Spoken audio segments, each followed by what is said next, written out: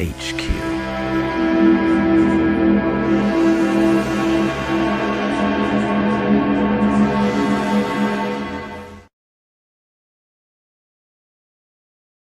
Okay, ladies and gentlemen, I'm Mark Johnson, Shado HQ, here to bring you another startling realization and truth, taking the veil off the lunar surface, the veil of the moon. This was another Apollo shot, Apollo 11, 1969, of Earthrise, very iconic, famous shot, and Earth is beautiful on the horizon there, rising above the lunar surface, and of course, the lunar surface is in its usual degraded, poor quality NASA way of displaying it with blurry, too much contrast, too much light, too much brightness, blurring what you can't see anything on the surface. And this is a 4100 by 4100 pixel photo. So you should be getting it from great detail, but it just looks like a bunch of boring mud, rock, gray, the usual dead moon. This is not a dead moon at all. We're going to go ahead and apply ShadoVision to it, and where we just kind of peel off the layers one by one. We don't add or Photoshop or put anything on this thing. We're just going to clean it up. We're going to take it layer by layer. Sometimes it takes 7, 8, 9, 10 times process to peel away the obfuscation that NASA applies. It looks like a kid took it with a $30 Polaroid. It's 2 miles off the lunar surface, and Earth looks better. And Earth is, I think, 250,000 miles away. But it's a 4100 by 4100 picture, very high resolution, so we'll be able to get some detail out of it and clear this up. And the veil of the moon, so you can see the truth of what's really down there, what the Buzz Aldrin and Neil Armstrong and they really saw as the surface of the moon, which is a very complex, fascinating thing to see. So let's go ahead and get involved with that and apply ShadoVision to the lunar surface. And there's our beautiful blue marble, the Earth, our only home at this point. Mars isn't very habitable at the moment, and the moon is pretty inhospitable, even though there's an advanced intelligence that has been there for quite a while that lives there quite comfortably, and we're going to look at that here now. Join us.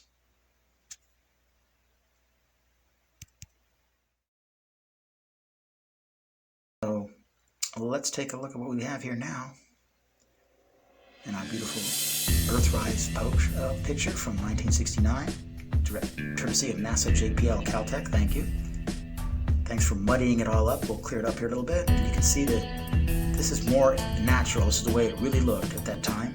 And with 4,000 by 4,000 pixels resolution, you can peel away some of the factors that were the out of focus, over contrasted, overexposed, refocus it, peel off those layers one by one. It takes a lot of time, but you end up with a beautiful image like this where you can really see some ground detail. You can make your own ideas about what that is down there, but structures, buildings, ships, cliche-ish, but flying saucers, orbs, metallic, spires, very exotic. And if you look closely, I'll leave it to your own judgment, but it looks like fauna. You'll see compare it to like a rainforest with a lot of mist and fog hugging close to the ground. I would say it's an atmosphere of some kind, but I know this shocks some of you, but this is the true nature of the lunar surface. This is what it really looks like. This is what Neil Armstrong and Buzz Aldrin saw. As we buzz around here a little bit, you can see some interesting things. Let's just kind of look at that. Little structures and buildings, and I can zoom in. This is as fast as I can zoom in. It's incredible detail. The age of this photo and how terrible it was to begin with, which you saw how gray and nothing you could really see, make out anything on the ground. This is what's left over there are the true atmosphere, vapors, fog that is generated by these generators that put that out all over the surface. They are not rays from crater impact. That's what they look like from Earth, but they are not that. So here's the whole picture. We're going to zoom in now and take a look at the surface. Beauty of the lunar surface it looks lush, it's not our architecture, but it's their architecture, whoever they might be, and we're almost close enough to see them, but I haven't seen any. But for sure some of the structures are old, some of them are newer, and this I think is Clavius area, that crater, and just look for yourself and you decide what the hell that is down there. It sure is a natural lunar geology. Incredible design. This looks like somehow they attached the canyon walls and they're in the ground and things are growing up and around them. As we head back towards the surface, we'll go through that cloud layer again, which you can actually see in other videos and pictures that are taken of the moon. You can see these ray lines that are not debris scattered from crater impacts, and these little towers. And looks like maybe the ships are stacked on each other. I'm just taking a speculative guess here. Guess is as good as mine, but that's not natural. And bet you haven't seen images like that of our moon. They sure don't let those go out to the public. They have to do their little usual, too bright, out of focus, too much contrast, so it blurs everything out. Everything looks like a boring, gray old dead moon. It is not a dead moon, not at all. You can see this very thick layer. I'm going to move off in the distance here. I can zoom in any area I look at. It looks like there's construction, structures. I see the palm trees, but I don't know what that is down there, but it is fauna. The colors are natural. I don't add any. I just try to bring out what was already in the photo. 4,000 by 4,000 pixels. It gave me a lot to work with. This is a very, very high resolution image, very hard to find. And all the original information is still in it, so we just dig that out. And you can see that's the real lunar surface, the top. It shields. They live mostly in these deep mares and these craters, and they repurpose them, of course, and live far beneath the surface, as you can see too. And that little layer of mist that surfaces it, covers it all in certain areas. You can see there's another big structure off in the distance. Fantastic. And it looks like green fauna to me. I could be wrong, could be something else, but it sure looks like fauna and plant life. But I'll leave that for your judgments. I just want to expose what's really down there, and you can ask the questions. Good luck getting never a straight answer from NASA. But this is what they've been hiding. They're afraid that, the society might just trip out if they find out these advanced civilizations have been in the solar system a long time, especially on our own natural satellite, the moon. I call it natural. Maybe it was at one time. It sure has been repurposed at this point, and that's easy to see. But just wonder at the technology they have to terraform, lunar form, the moon the way they want to. Spectacular. As we look down in the little crevices, you can see structures, fauna. And I'm doing some newer. I mostly have done other worlds like Miranda and Ganymede, which there's technology all over those worlds too.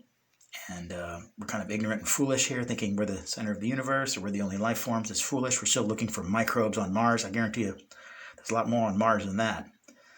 But here's some interesting architecture. Let's back out a little bit and I'll show you some interesting things here. This big crater that has stuff all around it and stuff inside of it. A big entrance over here. Little dwellings and smaller buildings. Very neat organic free flow architecture, as you can see here. Not natural. Those aren't rocks. They do build it to blend in a little bit to their surroundings. I guess it makes them a little bit more stealthy. And these little towers and spires are everywhere, you can see. They look like little towers and spires. I don't know, transmission reasons or what they're used for. Guess is as good as mine. Lots of saucer-shaped objects, round metallic orbs, and structures, and supporting structures. And then this mist that seems to be all around, very heavy. And I've seen that in other people's videos and all here on YouTube and elsewhere. And they kind of make the regular, very bright, reflective surface shield these areas down here. But the more you go down, the more you see those are not natural. They're little structures and causeways, tunnels. It's just incredible stuff. Some of it's old, looks like. Some of it's newer. And obviously they've been here a long time.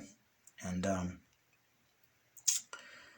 you'll just have to scrutinize this yourself. I'm trying to give you just a main little quick tour of this area of the moon. There's something there, just a machine or a structure.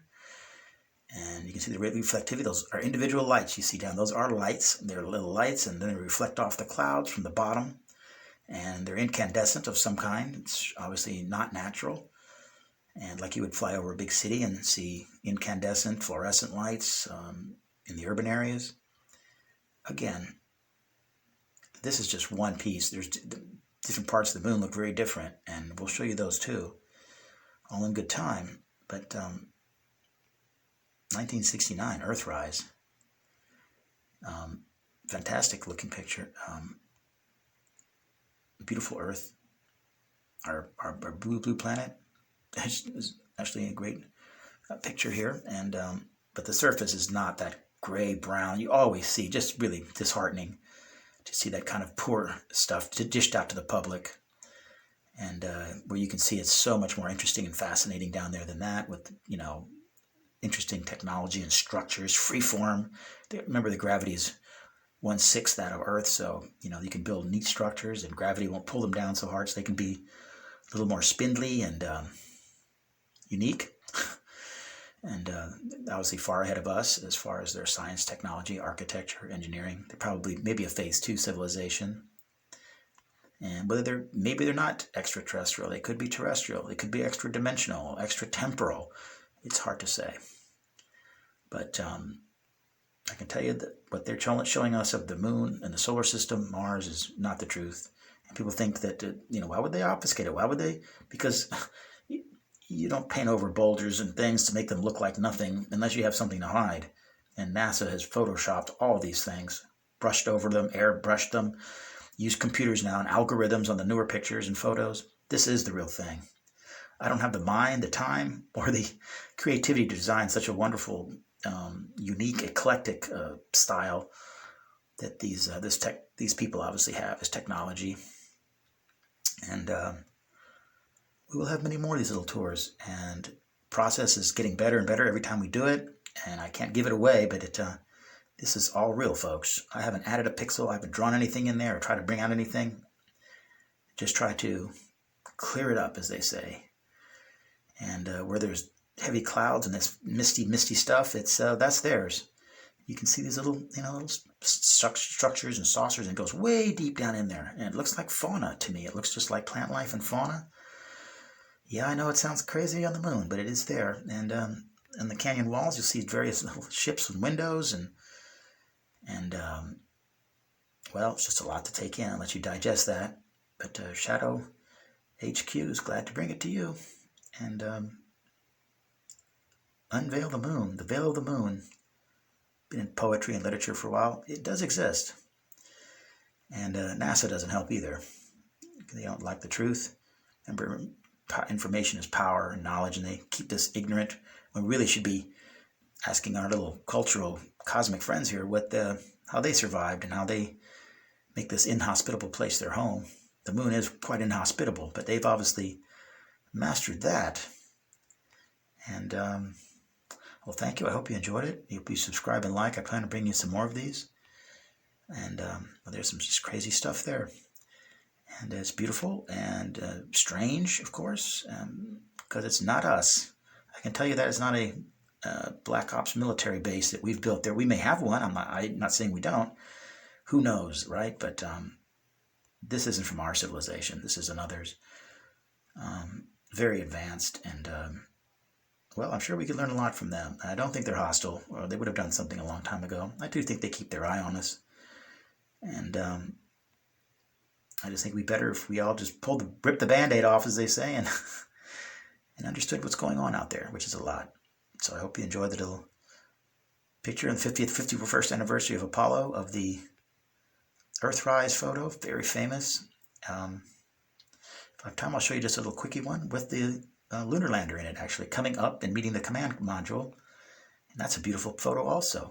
And we'll do some little quick tour of that one. It's less cloudy there. It's a clearer day, a little more sunny, less cloudy. And I'll leave it to you just to look through this and see what you think all that stuff is there. What it means, who put it there, what they're like, what their purpose is. Not in my pay grade. But I hope you do enjoy it, and tell your friends about it, because this is important stuff. We must find out what's going on here, and this information is ours. It belongs to all the people. It's the most important question: are we alone, mankind? Look at this building, and you can try to make out more detail. I can zoom in all the way, and it still doesn't break up with this 4,000 by 4,000. Amazing. And I'll leave it to you to see what you're seeing there. But just a beautiful, beautiful place. And not like that washed out, blurry image that NASA gave us. All right, maybe let's take a look at one more.